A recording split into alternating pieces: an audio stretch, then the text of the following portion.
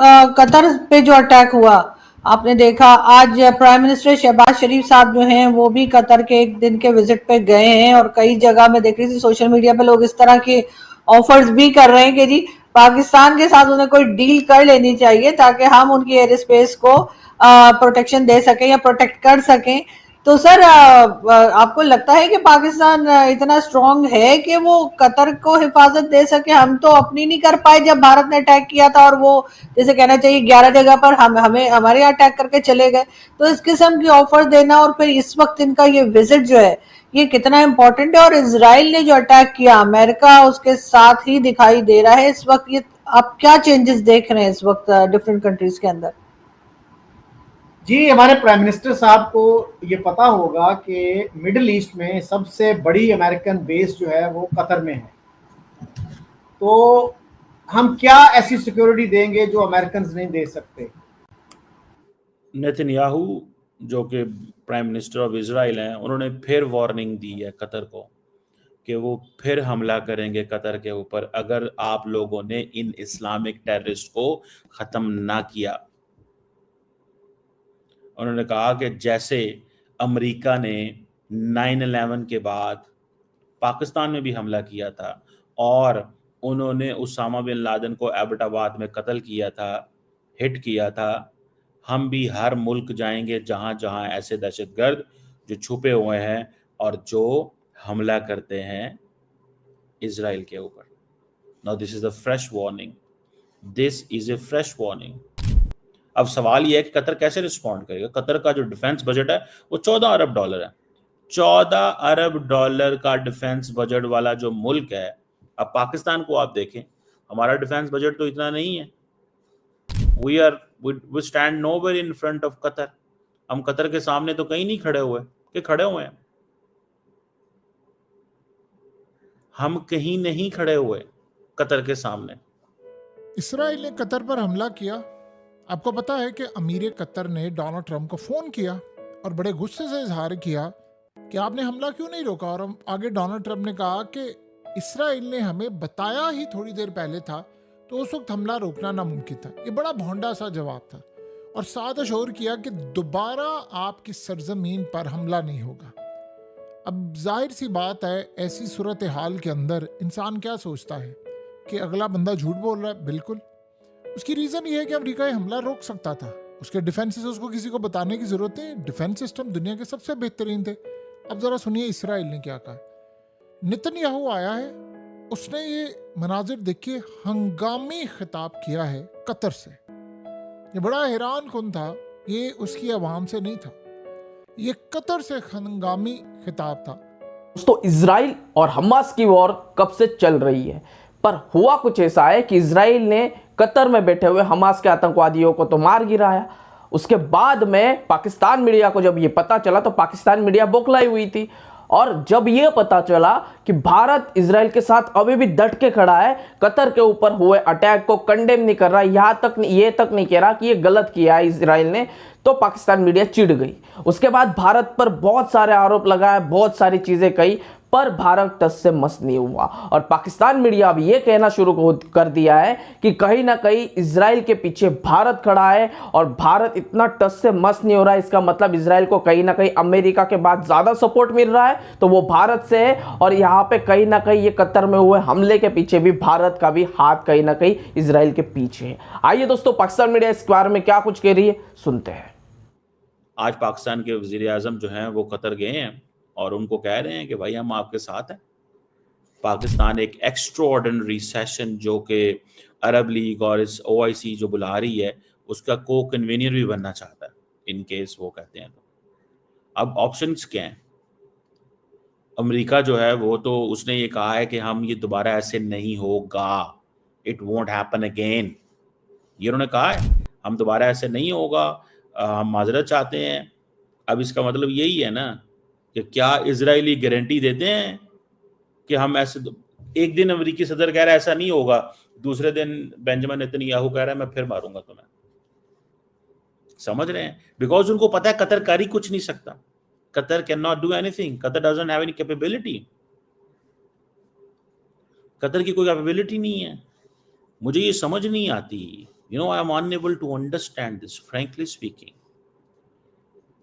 कि with all that defence budget Qatar का, UAE का, सऊदी अरब का 120 अरब डॉलर के करीब डिफेंस बजट है, 120 बिलियन डॉलर के करीब डिफेंस बजट है इनका।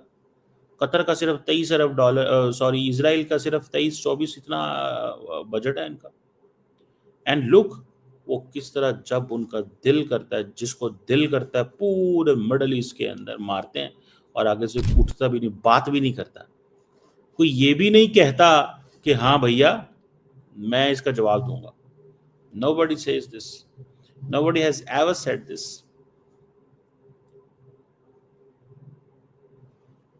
यहां से आप अंदाजा लगा लें, यहां से आप अंदाजा लगा लें वे थिंग्स स्टैंड, चीजें कहां पे खड़ी हुई हैं। ठीक है जी। तो ये आपने इस चीज को अगर समझें, थोड़ा स्टडी करें, तो आपको पता चल जाएगा कि इन्हों की तो कोई गलबात ही नहीं है, इनकी तो कोई बात ही नहीं है कि ये मतलब आप इस चीज से अंदाजा लगाएं। अब इनके पास क्या ऑप्शंस हैं? डिप्लोमेटिक ऑप्शंस ही हैं। 120 अरब डॉलर का डिफेंस बजट हो पूरे अरब वर्ल्ड का, जीसीसी का, और जब ओआईसी का इजलास बुलाना हो तो ये कहते हैं जी अरब इस्लामिक। ठीक है, तो where does the entire Arab world stand? Arab world कहाँ खड़ी हुई है, बताएं ना हमें। अरब वर्ल्ड कहाँ खड़ी हुई है? कितने अरब वर्ल्ड के पास क्या है देने को, अपने आप को प्रोटेक्ट करने को क्या है अरब वर्ल्ड के पास? बाकी तो वो देखें, हमें तो वही लीड कर रहे हैं ना कि जी हमारे पास पैसे हैं, हमारे पास रिसोर्सेज हैं, हम ये हैं, हम वो हैं। भाई ठीक है, आपके पास सारा कुछ है, लेकिन आप वेयर डू यू स्टैंड? इसलिए कि हम तो जज्बा ईमानी से लड़ने वाले लोग हैं। तो हमारे एक वजीर ने भी कहा था, देखें हमने जज्बा ईमानी से 5 गुना बड़े दुश्मन को हमने मलियामेट कर दिया। That's what he said. So हम तो मलियामेट कर देते हैं 5 गुना बड़े दुश्मन को। पता नहीं 5 गुना किस सेंस में उन्होंने कहा। आबादी के लिहाज से अगर करें तो 6 गुना बड़ा मुल्क बनता है इंडिया। और मलियामेट का मतलब तो ये होता है कि बिल्कुल तबाह कर दिया आपने उसको। तो हमारे वजीर जो हैं इस तरह की लैंग्वेज यूज करते हैं तो हैरत होती है। तो इसी तरह की एश्योरेंस मेरा ख्याल है कतर को भी देंगे कि जनाब हम तो जनाब इसराइल को मलियामेट कर देंगे, आप हमें ठेका देके देखें। तो सर इजराइल ने जो कुछ किया आपके ख्याल से वो कहाँ तक सही था? क्योंकि हमास के लोग चाहे कुछ भी कहिए, उन्होंने जो 7 अक्टूबर में इजराइल में किया था उसको तो मेरा ख्याल है कि बहुत ही कम लोग सपोर्ट करेंगे, लेकिन खैर पाकिस्तान से सपोर्ट जारी होती है। लेकिन आपके ख्याल से इजराइल कहाँ तक सही है इस तरह से हमास के लीडर्स को मारने में? मेरा ख्याल है कि ये तो वक्त था कि जब सीज फायर होना चाहिए था। एक बहुत अच्छा मैगजीन है ब्रिटिश, द इकोनॉमिस्ट, वो बड़ी बैलेंस्ड ओपिनियन इस इशू पे लेता है और वो भी काफी देर से अब वो कहता आ रहा है कि भाई सीज फायर होना चाहिए। ये इसराइल के भी इंटरेस्ट में नहीं है इस जंग को इतना ज्यादा तूल देना। तो मेरा ख्याल है कि ये अब जो है इसको डी एस्केलेट करने की जरूरत थी, ना कि मजीद एस्केलेट करने की जरूरत थी। जहां तक हमारे जो लोगों का ताल्लुक है वो तो इंतहाई रिस्पॉन्सिबल रवैया था। 7 अक्टूबर को जमात इस्लामी के अमीर ने कहा था कि हमारे मुजाहिदीन ने इसराइल की कमर तोड़ दी है। तो भाई कमर तोड़ दी तो फिर ये क्या हो रहा है, क्यों हो रहा है? तो इस तरह की जो लैंग्वेज है इससे इज्तनाब करना चाहिए। और हमास का तो आप देखें ना, उनका जो चार्टर है उसमें ही है कि इसराइल की तबाही जो है हमारा मकसद है। तो अगर आपका मकसद ही इसराइल की तबाही है तो फिर इंटरनेशनल सिंपैथी तो आपको नहीं मिल पाएगी। उसने कभी कतर पर हमने हमला किया है? हम इसी तरह हक रखते हैं जहां पर भी ये लोग होंगे हम उस मुल्क में हमला करेंगे। उसने कहा अमेरिका ने पाकिस्तान में हमला किया, उसामा को मारा। किसी ने पूछा अमेरिका से तुमने ये क्यों किया, क्यों नहीं किया? कहते उसने अलकायदा के लीडर को मारना था, उसने मार दिया। और पाकिस्तान में उन्होंने जाकर कार्रवाई की और वो हक रखते थे और पाकिस्तान का नाम उसने बार बार तकरीर में लिया। और उसने कहा मैं कतर को बता देना चाहता हूं ये मेरी आखिरी वार्निंग है, फिर दोबारा ना कहना, या तो इनको अपने मुल्क से निकाल दो, हमारे हवाले कर दो, या फिर हम कतर पर स्ट्राइक करेंगे।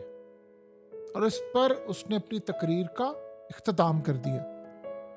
उसने असल में दुनिया को ये बताया है कि हम जिस तरह अमेरिका ने पाकिस्तान में एबटाबाद ऑपरेशन किया, हम पूरी दुनिया के अंदर हमला करेंगे। जहां पर भी ये जाएं हम हमला करेंगे और दुनिया की कोई ताकत नहीं हमें रोक सकती। अगर ये हमास की लीडरशिप चली जाती है मॉस्को के अंदर, नेतन्याहू के बड़े भी जाकर अटैक नहीं कर सकते रशिया में।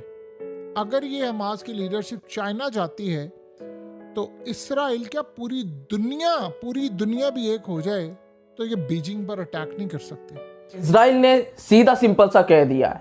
पाकिस्तान मीडिया बिलबिलाई हुई है कि भारत तो क्यों इसराइल के साथ है, पर इसराइल ने यह हद तक कह दिया है कि जहां पर भी कोने में कहीं पर भी इसराइल के ऊपर अटैक करने वाले या उसके बारे में सोचने वाले आतंकवादी पैदा हो रहे होंगे या बैठे होंगे, वहां पर हम घुस के मारेंगे, फिर दुनिया का चाहे वो कोई भी कोना होने दो। जिस तरीके से पाकिस्तान में घुसकर अमेरिका के आर्मी ने ओसामा बिन लादेन को मारा था, उसी तरीके से हम भी घर में घुस कर ठोकेंगे और कोई हमारा कुछ बिगाड़ नहीं सकता। अगर किसी में दम है तो वो आ जाए, लड़के देख ले। इस तरीके से सीधी सीधी धमकी दे दी है पूरी दुनिया को और कतर को सेपरेटली कि भैया हम तुम पे फिर से अटैक करेंगे अगर तुमने फिर से हमास के आतंकवादी को पनाह दी या फिर यहां पे बुलाने की कोशिश की। दोस्तों, पाकिस्तान मीडिया इस बारे में भी क्या कुछ कह रही है, आइए सुनते हैं।